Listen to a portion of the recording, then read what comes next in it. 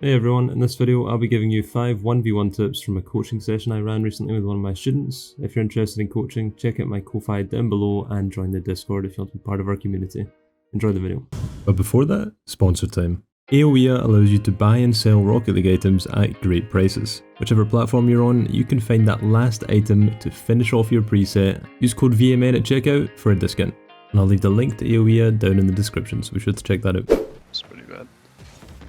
Yeah, I have a feeling, I'm not gonna beat you. No, I have a feeling it's probably gonna be the same mistakes, right, that we're gonna see in this game as the last one.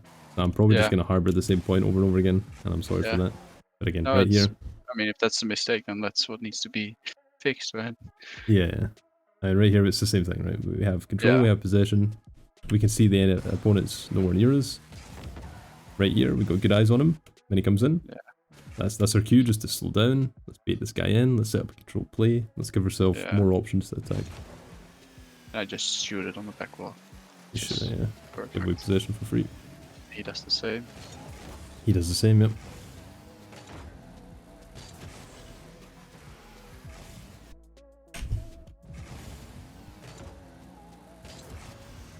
We have rights to this ball, I think.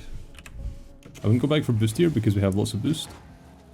Yeah, it's just like, if I go for the ball, I'm gonna do it is like shoot it upwards. Can't really go for it too. And I was scared if I went too late, he'll just get it over my head. So I thought it was safer to go back and get between the ball and the goal more, I guess. Yeah, so let's take a look at this here. On the lead up to this play. So I'm imagining this guy picked up the 100 boost in your corner. Yep. So we know that guy got the 100 boost from the corner. And then right here he does not get the 100 boost on his corner. We get the mid boost. Yeah. Based off that boost that he just used there as well. What I'm thinking is we don't even fly up for this play. We just stay grounded. And we sit underneath the ball like here. Right? Yeah. And we have distance to the ball. So again, we have rights to it. Second of all, we have 62 boost. And if we've been keeping an eye on kind of his general movements, his boost take and stuff like that. So obviously we saw him here take this, then he goes here, then he goes here, he doesn't take this corner one, and then he starts attacking, right? And we steal the mid one. This guy has no boost. I'm going to say he has like 20 something boost. 28 boost, right? Okay, yeah. So right at this moment, we have control over this ball. If we bait him in this play, it's super good because he has no boost. So we're just going to play the possession, right? We're going to play the distance, and we're going to watch him, and we're going to play the reaction, right? Yeah, you give him the position, right? When you have position.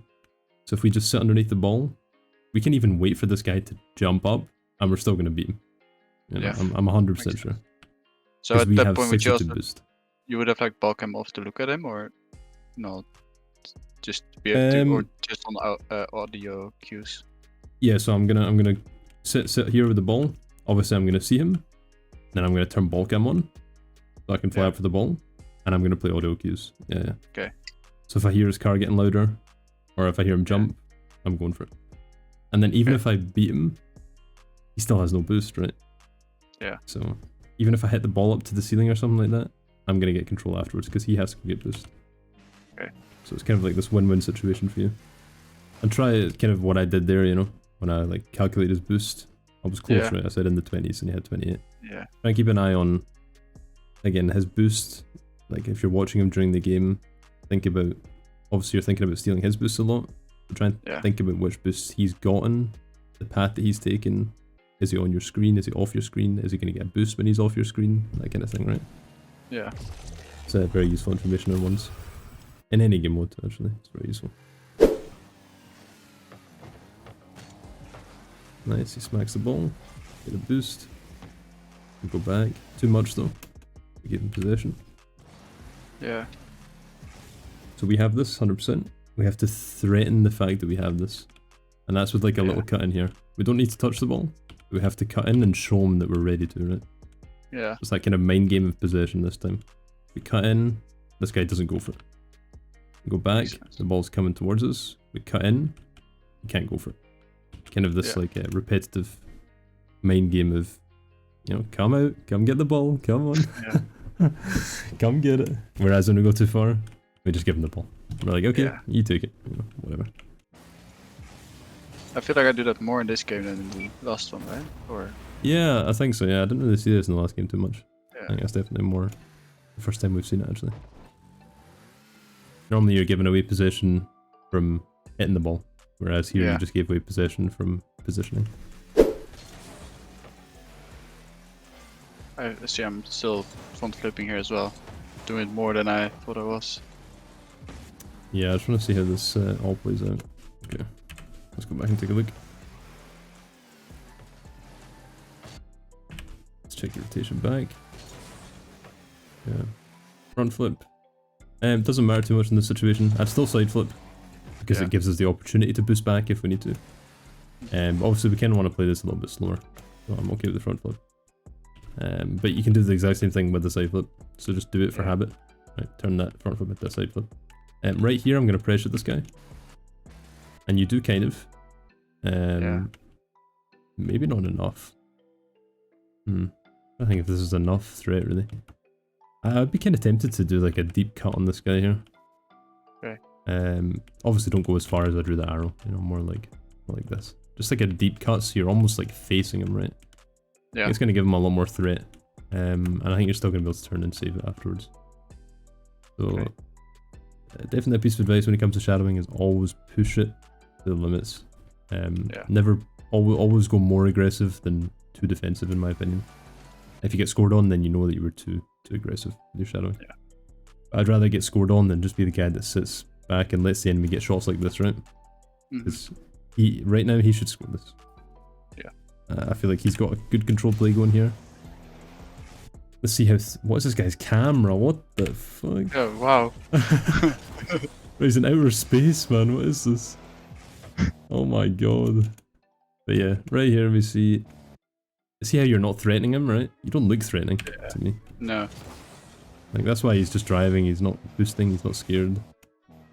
Like you kind of do cut in here, but I can tell you're not committing, and this guy can tell you're not committing, right? That's kind of why it felt off to me, and I thought you could probably do a deeper cut. Yeah. And from his perspective, we can see it very clearly. Definitely try and do deeper cuts and push the limits. And then obviously, since you gave him this space and didn't threaten him, if he flips right here, it's in top left corner. Yeah. He does flip, but he hits it way too hard, and he doesn't place it carefully. So. Okay, so we know he's not got too much boost, so he wants that corner boost. We go a little bit too aggro for it. Yeah, so this should be a goal for him. So again, I would place, like you've got the right idea, right? Like you know he wants this boost. And I know you know he wants this boost, so that's good. Like I'm glad you know that. But you need to play it slower, right? And you can't just charge the boost and go take it. I think I hoped to pop it up higher here when I like drove into it. Yeah. So he wouldn't be able to do anything for it for like a little bit, but it's wishful thinking. Yeah, I kind of get what you mean. Yeah. But I would still like prioritize getting the goal over the boost, you know? Yeah. So play the boost to get the goal. Yeah. So obviously this guy wants the boost, so he wants to give up possession for it. And if he doesn't give up possession for it, and he sticks to the ball, make him take like a bad 50. So like if he turns 90 degrees here, it'll be kind of like a bad 50. I mean, there's lots of things you can do here. I don't want to just say there's one thing to do. Like you could side flip into this ball, like really hard, you know, since his car's facing this way. Yeah. It's gonna go into the corner when you side flip into it, like center. If you side flip into the center with the ball, it's gonna go like this. Then you can take the boost. You know, there's lots of things you can do here, but I just play slower and let the play unfold a little bit more, and kind of play the boost as again that kind of mind game. And don't worry too much about stealing it. Just recognize the fact that that's what he wants, right? That's his main ambition out of everything, is to get this boost. Yeah. And kind of play that to your advantage. And see when someone has low boost, the more mind games you play, like if even one of those mind games works, right? See if he jumps with no boost, he's done. Yeah. It's completely over, right? Jumping with no boost is a death sentence. So if you manage to just force that at any point, you're golden. Wait a minute. Okay, backflip. Good pressure. I could have 50'd that better probably. I'm kind of against you committing. So he gets 100 boost here. So I would drive up and I'd slow down. Okay. I would actually commit. Okay. So he wants you to commit in this situation because he has 100 boost, he knows you have none. And his hope is that you're going to commit on this and then he's going to be able to steal your boost afterwards. And then hopefully get the ball too. So I would kind of slow down here and then try and play like a more controlled 50. Or try and flip it. So when you slow down, suddenly he's like, what the fuck? You know, why is this guy not committed? You know, he drove up to the ball and he's not committing. Like, and then obviously from his POV as well, see when you drive up to the ball, and see if you slow down here, suddenly you're going to be behind the ball as it comes towards the ground and he's not going to be able to see you. So you're playing like that next level mind game, right? Like suddenly he knows you're right there and he can't see you anymore. Fuck, he has to go for it, right? Like he has to hit the ball now. He's scared. Yeah. So vision's a very powerful thing in this game. I think that's why staying behind the ball is really good on kickoff, because they don't know how you're going to hit it. Yeah. And similarly, kind of staying behind the ball on a bounce dribble as well, you know, when you kind of cut in behind the ball. Very powerful, because obviously they don't see you. And that's why it's so powerful, because they don't know if you're going to hit the ball or not, right? And you can play this throughout the game in different positions too. Very good with shadowing as well. Nice, we do get a goal from it. Good control. Perfect. You used the wall for recovery, like you should have in the first game. That was really good. That single jump, wall recovery, holding on to that control in the possession, and yeah, touch over him.